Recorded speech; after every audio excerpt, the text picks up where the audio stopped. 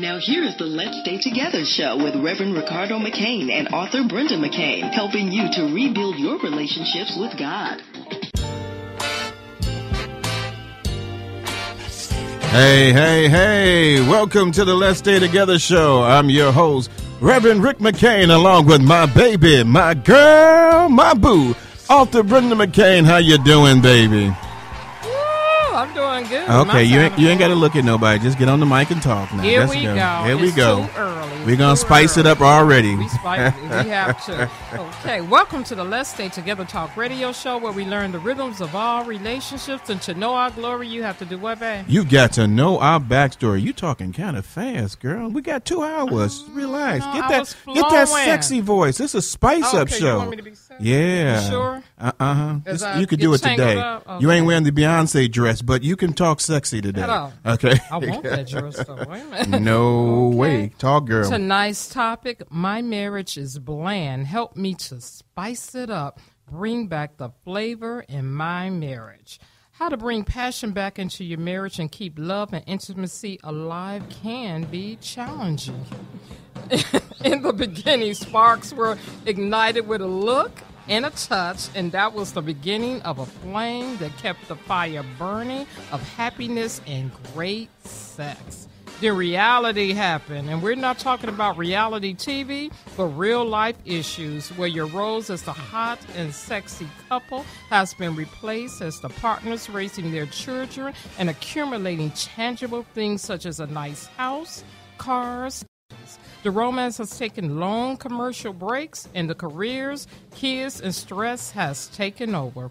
Before you turn the channel on one another, there's help. And to help us to discuss spicing up our marriages and bringing back the flavor on the McCain train tonight is none other than the lovely Miss Eden Adele. I love that name. Evolutionary Relationship Specialist at Get Back to Passion Institute. Relationship expert and best-selling author, highly sought-after speaker, a premier Passionator and love Liberator. We're going to have a good one tonight. Oh, my God. All that, yeah. That's a lot there. Okay. Go ahead. Then we have one of our favorites in the house, well, on the train, a woot-woot train. It's Leslie and her better half, Mr. Rob Holly.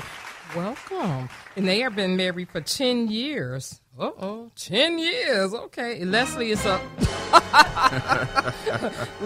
a licensed practitioner counselor, and Rob is in the finance marketing business, right? That is correct.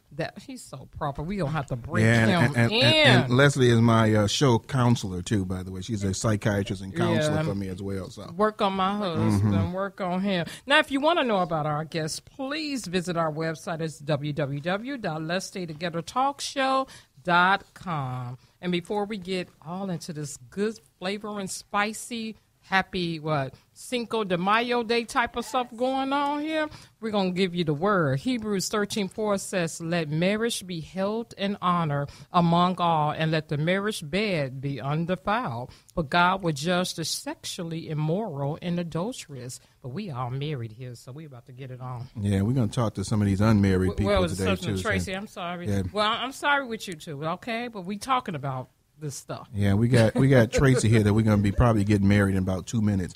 Right. Hey, we're talking about my marriage is bland. Help me spice up my marriage. If you want to call in at 312-754-4333. That's 312-754-4333. Hey, Eden, I got something I want to come to you about first. I was looking at this survey here that was conducted by a place called Good and Bad. I guess that's a good place to start at, Good and Bad. And they did 3,341 people, and there was like about 1,400 men and 1,900 women. And they found out that 25% of the surveys said they were bored in their current relationship. And another 25 respondents reported being on the brink of becoming boredom. I don't know how you get on the brink of boredom. You've been bored or you're not. You kind of think you're going to be bored, so you start going in that direction. But let me ask you this question. Why are, statistics like that, why do people get so bored so easily in relationships? Because they expect their partners to do for them what they should be doing for themselves. Say that again in there. Expect to be entertained. And that's not what relationships are for. That's not what sex is for. That's not what love is about. If you want something in your relationship, you have to be the first source for it. Yeah, but what if you have to bring it? What if I'm waiting for her to do it and he waiting for her? I mean, hey, somebody got to step up. It's almost like that jumping jack thing. Who's going to jump in? Do it. Yeah. Sure. Absolutely, somebody has to do it. But if you're the one who's bothered by it, then the responsibility is yours. Right, and that's true. So we got my psychiatrist over here as well, Leslie, who has been talking to me, helping me out with my relationship most of the time because she know that Brenda be driving me crazy and I need some help. No. So thank you very much, Leslie, for helping me out as much as you do with her. But on a counselor's standpoint, can you also elaborate on what is it about relationships? I mean, people get bored with everything, but what is it about when you get in a relationship and you lose that little flutter in your stomach that all of a sudden we just get bored and we just want to get out of it so easily? Yeah, well, I think two things come to mind. It's important to recognize that the honeymoon stage, research shows all that electricity that we have, it can last up to 2 years. And after that time, it's natural for things to become less exciting, and that's okay. The love is still there. But I think in our society, people feel like, I have to work at my job. I have to work at being a parent. Marriage should be easy. The relationship should just be easy. But really, that's where that's where most of your work should be. If your relationship is healthy, your parenting, your children will be healthy, and everything else will also flourish. So people a lot of times come in, to counseling and say, well, I expect this and I expect that, and they're not working at anything. They're not giving anything. Marriage is work. Just like your job, we spend a lot of time looking for jobs, getting education, working late nights. What about the relationship? You've got to put in that kind of work and even more. Yeah, that's so true. I'm going to just before you go, I got to let you know, I'm just so happy and I'm so proud and my heart feels so much in joy that I have another man in the place with me. And Rob, man, thank you for being here with me and helping me out with all of these women that be beating me up all the time. They be beating up on a minister. Can you believe that, ma'am? It's a shame. That is just and, a shame. I'm glad to bring some balance to the round table here we have on the McCain train. I appreciate that. Bringing that male perspective is sometimes needed. So I'm honored to be here. This brother's going to be back already. With his wife, hopefully. Yeah. We're going to have him on speed. Rob, what you doing? Man, she can't come in. Come in, bro. So, what is it? I mean, in a man's perspective, why does it seem like, because a lot of times men can get bored fast because they want to find different avenues or be with different people. Sure. What is it about it that, men get so caught up with boredom and they want to move on so easily? I think a lot of times it's the images and the upbringing or the friends and peer groups that we have around us that can sometimes influence men into a different perspective in terms of fidelity, spiciness in terms of a relationship, a long-lasting relationship. And so a lot of times I think men are kind of convinced unnaturally that they should be seeking some sort of playboy, fly-by-night lifestyle with a number of women, a number of different, experiences, when in actuality, both in the word and in, general true happiness, some of the best and most fulfilling sexual and marital relations come from that single person, because getting the intimacy just from one is really what we're seeking, and I think what is going to be the most fulfilling in a long-term sense. And you did a great job because she was just staring you down, too, boy. Like, I want to see if he going to give a good. He did okay. So she just look at him like, okay, let me see how he's going to do here. He didn't get a slap. He got a kiss. Yeah, he's doing the slap for me. That's what the slap's for. But go ahead, baby. That is so cute because she was burning the hole. She's looking at him like, okay. All right, let me see. Let me see. Okay, well, we about to get this party rolling because, Rob, we done broke you in. Yeah, we got you in here now. All the nice answers, okay. I've had to meet her parents before, so I'm well-trained. Well-trained. I know how to answer. I like him. He definitely bet coming you back. do. Okay, well, let me go on over to Miss Eden here. Let's start it off with, how can you tell if you are getting enough passion in your marriage? Well, one surefire way to know that you're not is that you ask the question, how do you know that you're getting enough passion in your marriage? That's a good point. Hello. Is this thing on? Yeah.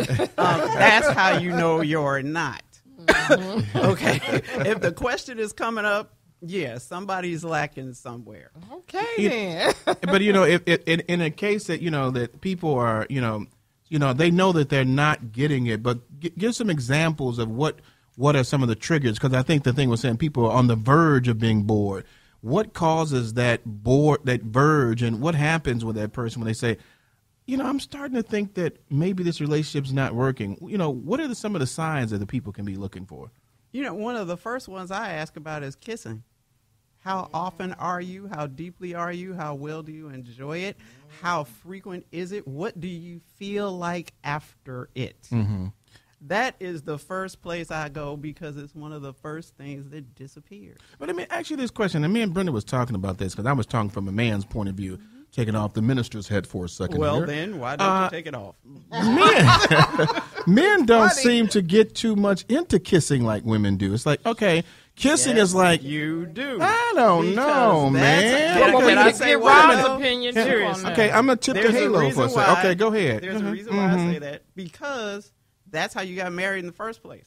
You were doing all that when you were dating. You were very into it. And all of the work that most people complain about having to do after they got married is the same work that they did to get married in the first place. It's not that they don't know what to do. They know exactly what to do. They just stop doing it. They stop focusing on it. They stop investing the time. They stop investing the effort. They know what to do, or they wouldn't be married. Yeah, but they absolutely know what to do. I've got to say this, though, but I know I'm just going to talk from the man's point of view. Rob could be the good guy today. I'm always the devil's advocate most of the time. Most men kiss because they know that's the starting point. That don't mean that they want to. It's just the starting point. And they're like, okay, we got to start here. Okay, where we go next? It's like, okay, we got to do more. I mean, some men call me Rob. Rob, you can be the nice guy. I'm going to be the devil's advocate here. Most men are sitting up there like, can we move forward? Again? Come on. We still, come on. Can we cast, In which case, and so our show is, our glory. You got to know our backstory. We're always real honest with each other. As a minister, I would probably say to the men, you should be very happy that a woman wants to kiss you, because that means she's very intimate, and be very, the desire that she has for you is very important. And you should be satisfied with having a kiss, because you're not married to her yet, and you shouldn't be thinking about anything else. Now, that's the minister side. The man side is saying, that's it. And so I'm gonna go to Rob. Talk to me. You don't have to be on my side. Stay clean. Stay clean. I'm gonna stay clean. And I think from when you talk about kissing, it is oftentimes what men think of kind of as a starting point. But I look at it more as an analogy. Leslie and I lived in New York for a number of years, and if you've ever driven across country, let's say from New York to Los Angeles, it's a long drive. And I would like to think of kissing as the starting point. Mm-hmm. So you're in New York, and from a man's point of view, we want to take the red eye straight to Los Angeles. Yeah. And that's a great flight. You can get there quickly, and it's a desired destination. But from a woman's standpoint, we're often looking at it like, why she want to stay in New York? We've been here. But I think in terms of kissing and the passion that comes along with it, men need to kind of take a step back, and rather than looking at it as staying in New York, we should really look at it as exploring the city. We don't have to stay at the same point in New York. There's uptown, there's downtown, there's Brooklyn, and there's a lot of different Bronx. Right. There's a lot of different places rather than just smack dab in Times Square. Right. I like this brother. He put an analogy together there, boy. You almost make me want to be the nice guy back here, but I can't, because we got to have that brother kind of thing. Because men, there are some. I mean, what he said, it was just dead on. I like that. That men should think that, when a lot of times with most men, I'm going to go to Leslie. most men, they're not thinking that way. And then for a woman, in a lot of cases,